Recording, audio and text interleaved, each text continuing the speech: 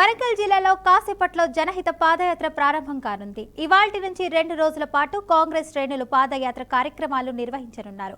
జనం కోసమే జనహిత పాదయాత్ర చేస్తున్నామని వర్ధన్నపేట ఎమ్మెల్యే నాగరాజు అన్నారు. ఈ పాదయాత్రలో కాంగ్రెస్ పార్టీ శ్రేణులు అధిక సంఖ్యలో పాల్గొని విజయవంతం చేయాలంటున్న ఎమ్మెల్యే నాగరాజుతో మా ప్రతినిధి రమేష్ ఫేస్ టు ఫేస్.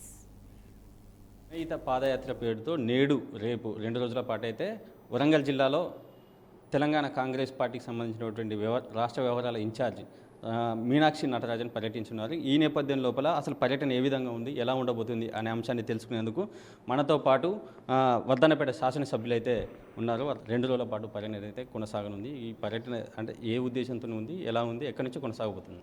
నమస్కారం అండి. ఈరోజు ఉమ్మడి వరంగల్ జిల్లాకు ఇచ్చిన పర్యటన భాగంగా పాదయాత్రకు పిసిసి అధ్యక్షులు అలాగే మీనాక్షి నటరాజన్ ఏఐసిసి ఇన్ఛార్జీలు ఇద్దరు రావడం జరుగుతుంది. అలాగే జిల్లా మంత్రులను కూడా అంటే సీతక్కను, సురేఖమ్మను, అలాగే పొంగులేటి శ్రీనివాసరెడ్డి గారిని ఇన్ఛార్జ్ మినిస్టర్, అలాగే పార్లమెంటరీ వ్యవహారాలు చూసే అడ్లూరి లక్ష్మణ్ మినిస్టర్ గారిని కూడా ఆహ్వానించడం జరిగింది. అలాగే ఉమ్మడి జిల్లా ఎమ్మెల్యేస్ అందరినీ కూడా ఈరోజు పాదయాత్రకు ఆహ్వానించడం జరిగింది. ఈరోజు సుమారు 5 గంటలకు మన ఇల్లంద మార్కెట్ నుండి మొదలై సుమారు 5 కిలోమీటర్లు నడిచి వర్ధన్నపేట అంబేద్కర్ స్టాచ్యూ దగ్గర క్లోజ్ అవుతుంది.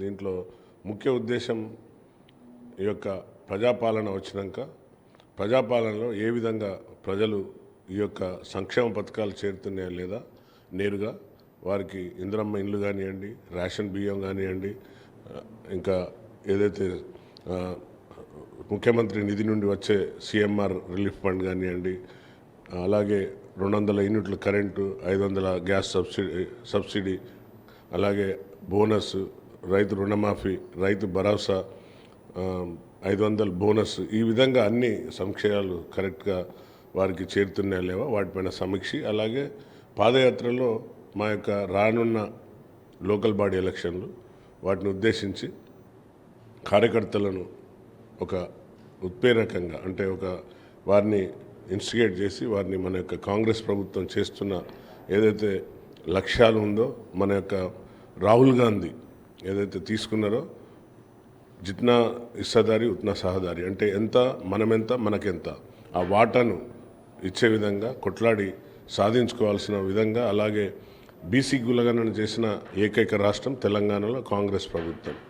సో ఇలాంటిది, అలాగే ఎస్సీ వర్గీకరణ, ఇలాంటి ఎన్ని చేసినా వాటిని ప్రజలకు చెప్పి ఇప్పుడు మొన్న పార్టీ వ్యవహారాల శాఖ కూడా కూర్చొని మేము ఎలక్షన్ 42% ఇచ్చి కాంగ్రెస్ ప్రభుత్వం ఎలక్షన్కి పోతుందని కూడా నిన్న వారు డిక్లేర్ చేయడం, ఇవన్నీ కూడా సంక్షేమ పథకాలతో పాటు ఓట్ చోరీ ఎక్కడైతే జరిగిందో, రాహుల్ గాంధీ ఎక్కడైతే ఓట్ చోరీ జరిగిందో క్లియర్గా ఓట్లను ఏ విధంగా దొంగ ఓట్లుగా మార్చి వాళ్ళు రాజకీయంగా కేంద్రంలో ప్రభుత్వానికి వచ్చిందో దాన్ని కూడా అంశాన్ని కూడా లేవనెత్తుతూ ముందుకెళ్తున్నామండి.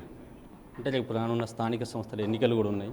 ఈ నేపథ్యంలో కనుక ఈ పాదయాత్ర ఏ విధంగా ఉపయోగపడే అవకాశం ఉంది? అంటే పాదయాత్రతోని కార్యకర్తలని సమీకరణ కావచ్చు, ప్రజల్ని కావచ్చు, ఏ విధంగా సమీకరించున్నారు, ఎలాంటి ఓట్లను అంటే ఈ పాదయాత్ర ప్రజలకు ఏ విధంగా ఉపయోగపడదు, పార్టీకి ఏ విధంగా ఉపయోగపడదు?